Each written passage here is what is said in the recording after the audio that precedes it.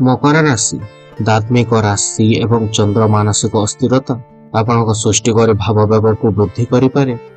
ଆଜି ବନ୍ଧୁ ସମ୍ପର୍କରେ ଉନ୍ନତି, ଅର୍ଥଲାଭ ସାଙ୍ଗକୁ ଅଭିଳାଷିତ କାର୍ଯ୍ୟ ସାଧନ କରିପାରିବେ। ପାରିବାରିକ ସ୍ଥିରତା, ବ୍ୟବସାୟିକ ଉଷ୍ମତା, ଧର୍ମ କାର୍ଯ୍ୟରେ ମନୋନିବେଶ କରିପାରନ୍ତି।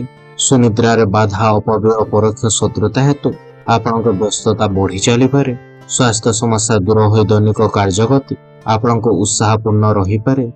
କାର୍ଯ୍ୟକ୍ଷେତ୍ରରେ ସୁଖ ଶାନ୍ତି ବୃଦ୍ଧି ହେବା ସହିତ ଉଚ୍ଚ ସମ୍ଭାବନାର ଆଶା ଆପଣମାନେ ପାଇପାରିବେ।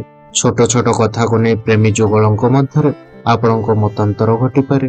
ଗରିବ ଲୋକମାନଙ୍କୁ ଖୁସି ମନରେ ଦାନ ଧର୍ମ କଲେ ଆପଣଙ୍କ ମାନସିକ ଅଶାନ୍ତିରୁ ମୁକ୍ତି ପାଇପାରନ୍ତି।